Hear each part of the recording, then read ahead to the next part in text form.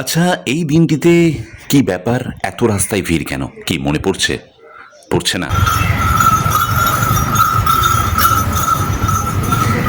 এই আওয়াজটা শোনার পর কি কিছু মনে পড়ল? সত্যিই আমি রাস্তায় বেরিয়ে অবাক হয়ে গেলাম। এত ভিড়, এত মানুষের মনে ভক্তি। সত্যি, ভক্তিই কিন্তু শক্তির লক্ষণ।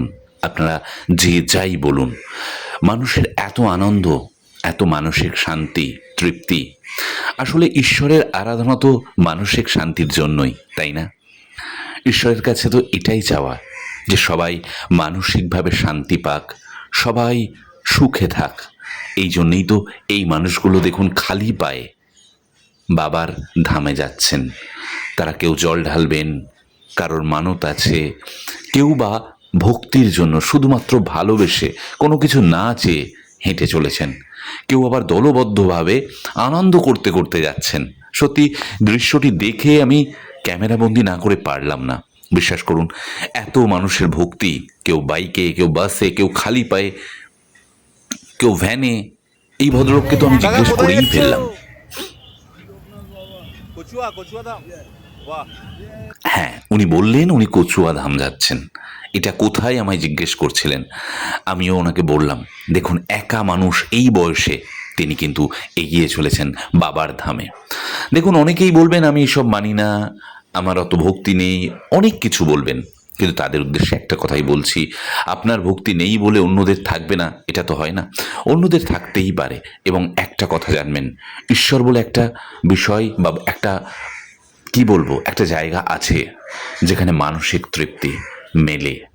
এবং এই আনন্দ, এত কর্মব্যস্ততার মধ্যে আমরা এত হই হই করে শুধু দৌড়াচ্ছি কাজের জন্য, কোথায় গেলে একটু পয়সা পাবো, কোথায় গেলে একটু পাবো, এত টেনশন, বসের বকুনি, পরিবারের টেনশন, ঝগড়া।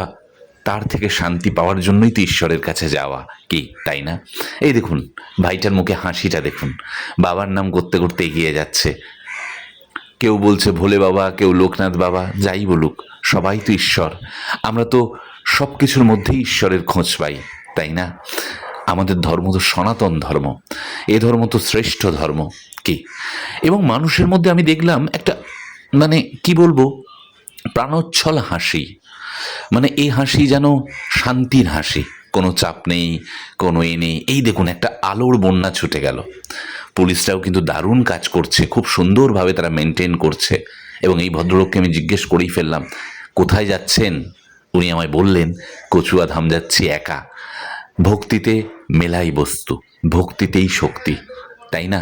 এবং এই ভক্তি যদি আপনার থাকে, দেখবেন কিছু কিছু জিনিস না মেনে চলতে হয়। ভক্তিতে যেমন শক্তি মেলে, বিশ্বাসে অটুট বন্ধন তৈরি হয়।